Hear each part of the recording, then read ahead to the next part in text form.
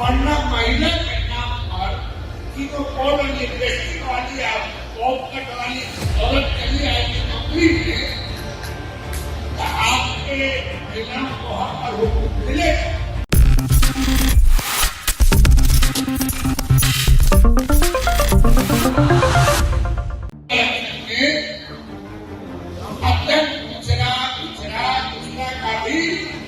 कोटा तय कर दीजिए तो ठीक है। अब वरना महिला के नाम पर कि तो कौन इंडस्ट्री वाली आप पॉपकट वाली औरत चली आएगी नौकरी में, तो आपके महिलाओं को हर हुकूक मिलेगा।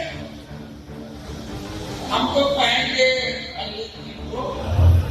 कि अभी आप ये अपना संवेदन कर दीजिए, अब बाद में ज्यादा नहीं 200 मैक्सिमम 500 बिहार का आनंद दूसरा पोस्ट का चुनिंदा वर्कशॉप, और उस वर्कशॉप में डिफरेंट विषय पर परिचर्चा हो, अब उसको गांव तक पहुंचाएगा।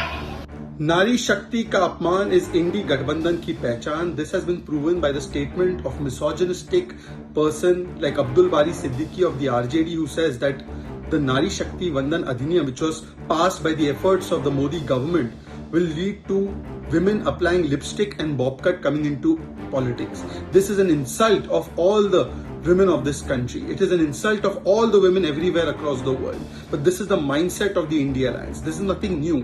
Samajwadi Party, RJD, Congress, they have all opposed women's rights in the name of vote bank politics. From Shah Banu to Shaira Banu, they have always stood with fundamentalists. They also oppose the women's reservation bill. We remember JDU's statement, Mr. Sharad Yadav's statement. We know how Samajwadi Party and RJD tore the copies of women's reservation. And Congress also paid lip service, but they never had the courage to put Siddhant above Satta. Because of Satta, they stalled it. They never allowed it to be passed. It is today that under Prime Minister Modi's leadership that this constitutional guarantee was given to the women, where the Nari Shakti Vandan Adhiniyam was passed. But even today, how the Congress wants to divide women, that has also come out through the audio and video of Ragini Nayak.